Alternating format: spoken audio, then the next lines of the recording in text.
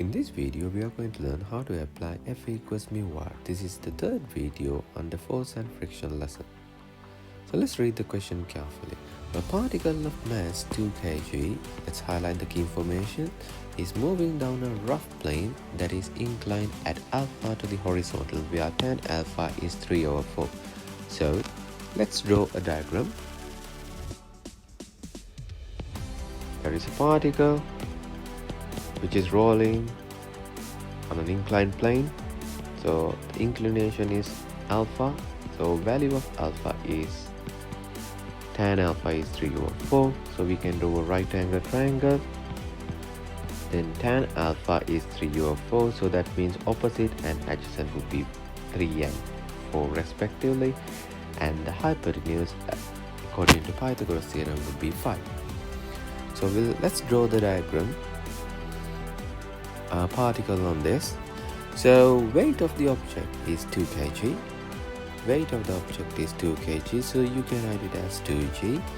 And since we label this one as tan alpha 3/4, you must be able to find sin alpha, which is 3/5, cos alpha, which is 4/5. Now let's read the next part. It says a force of P Newton acts horizontally upon the particle towards the plane. That means it is acting towards the plane, but it is acting horizontally. So let's draw a horizontal force and let's label it as P. And since this is horizontal, by alternate angles, this would be alpha as well. And let's read the next part. It says given that the coefficient of friction is 0.3. So coefficient of friction is a Greek symbol where we use as mu. Mu is 0.3 and the particle is moving at a constant velocity. This is a very important word. Let's see what it means later on. Now, before we move ahead, let's draw the complete force diagram. So these are the information that is given in the question, but there are some other forces that you need to mark. So let's mark those forces in a different color. So the weight of the object is 2 kg and it will make an angle alpha here, which is the perpendicular direction to the plane, and also the force acting perpendicular to the direction, perpendicular to the plane, is known as normal reaction. So let's label it as R. And since this particle 2 kg is moving down the plane, we can label the direction of the friction as this way, because friction is always going against the direction of the motion. So this particle is moving downwards, therefore friction will be opposite in the direction of motion. Now the most important word in this context is constant velocity. If the velocity is constant, that means all the forces acting on this particle is at equilibrium. That means there is no resultant force. Since there is no resultant force, you can confirm that acceleration of the object is 0. Make sure that we mark the acceleration by using double arrowhead. So acceleration would be 0. Now we managed to mark all the information on this diagram. Now let's see what can we do to solve this question. So there are 3 possible equations that you can make in a friction related question. One is applying F equals mu r. F equals mu r. Force, frictional force, is equal to the coefficient of friction times the normal reaction. R stands for the normal reaction, F stands for the frictional force. And you can either resolve along the plane, either upward or downwards. And the other option is resolving perpendicular to the plane. So those are the three equations that you can use in this scenario. So let's start with the first equation.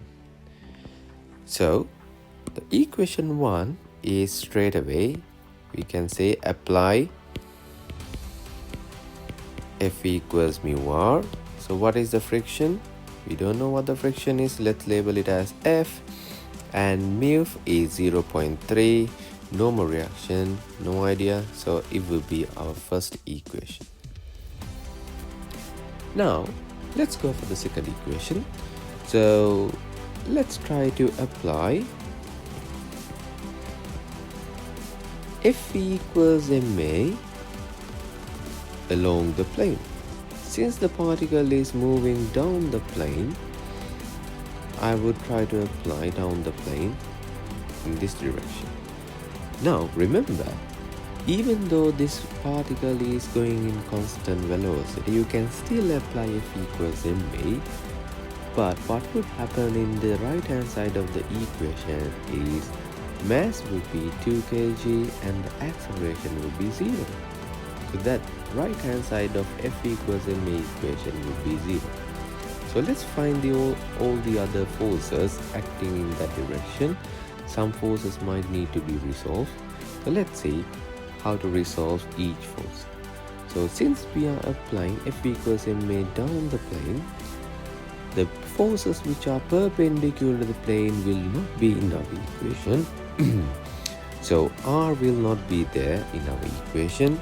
So there is no R component.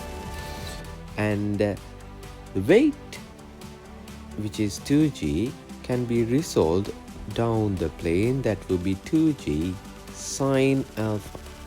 When you are going across the angle, it will be cos alpha. When you're going away from the angle, it will be sine alpha. So sine alpha value, we already found it. So that means we can use it in our next step of our simplification. So the force, resultant force, the resolved force of the weight along down the plane would be 2g sine alpha. And also there will be friction, which is opposing. So it will be minus F, because friction is acting opposite to the direction that we consider. So it will be minus F. And also P, the force P is opposing the direction. It looks like this particle being slowed down by this force. So that would be P cos alpha. When you're going through the angle, it would be cos, but it is opposed in the direction that we consider, therefore we had to put minus. Now we managed to build up our second equation. Now let's try to plug the values that we found earlier this equation and try to make it simpler as much as possible. So 2g, value of sine alpha is 305, friction, leave it as it is, P, no idea, cos alpha is gonna be 4/5. So this would be 0. Now you can subject any letter you want, but in this question says calculate the value of P. So at the end we need our equation in terms of P. Let's see what we can do here. So let's try to subject F, or let's try to write F in terms of P.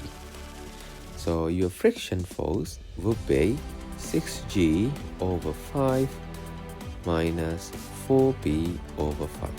That will be your friction in terms of P. As you can see, now we need to find our third equation as well, because there are three unknowns. Friction is unknown, reaction is unknown, and the P is unknown. So let's apply F equals ma perpendicular to the direction of motion as well. So let me copy this one down to the other side. Okay.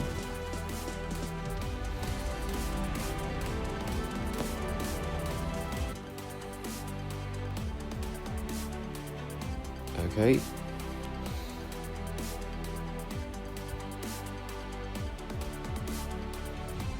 Pick up. Now let's apply F equals ma perpendicular to the plane. So F equals ma perpendicular to the plane can be applied in this way. So apply F equals ma perpendicular direction. So all the forces acting in that direction would need to be considered. So normal reaction is there, and friction will not be there because friction is perpendicular to the direction that we consider. So friction is acting in the perpendicular direction, therefore no component of friction come into our equation. So it will be R minus the component of the weight, which is 2g cos alpha, and also this force P is acting in the opposite direction, the component of the force P. So it will be P sine alpha, but P sine alpha is minus because it is acting downwards. The component is acting downwards. So P sine alpha equals mass into acceleration. Mass of the object is 2, acceleration is 0 because the particle is not accelerating in that direction anyway. Then let's try to subject R here. Your value of R is going to be 2g. Value of cos alpha is 4/5, and the value of sine alpha will be plus 3/5. It will be 3/5. Now let's try to simplify it further. So your R value is 8g/5 plus 3b/5. That will be our third equation. Now I have three equations. One is F equals 0.3 R,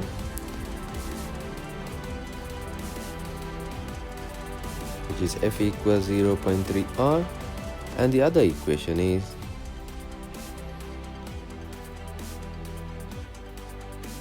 F equals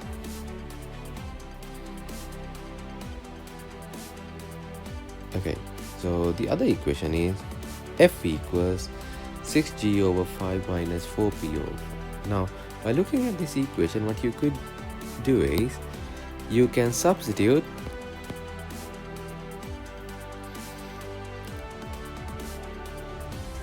equation 3 and 2 in 1, because we know F is 0.3 times R. So what you could do is, so your friction is gonna be 6g minus 4p, everything divided by 5, which is equal to 0.3 times the value of R. The value of R is here, which is 8g/5. You can write on the common denominator. So now 5 and 5 is getting cancelled.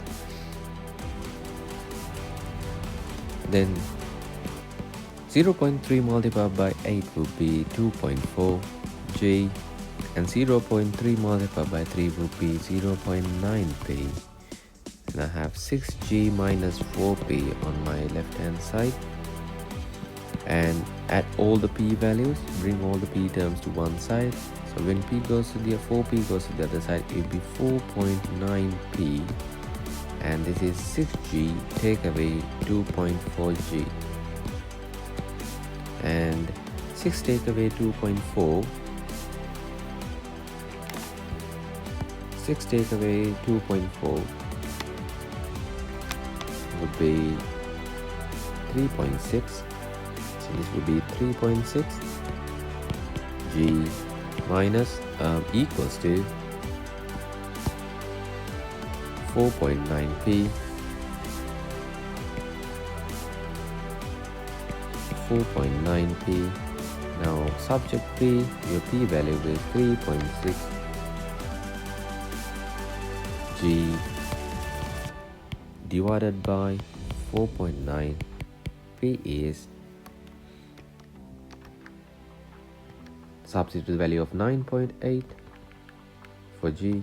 So it is going to be 9.8 times 3.6 divided by 4.9.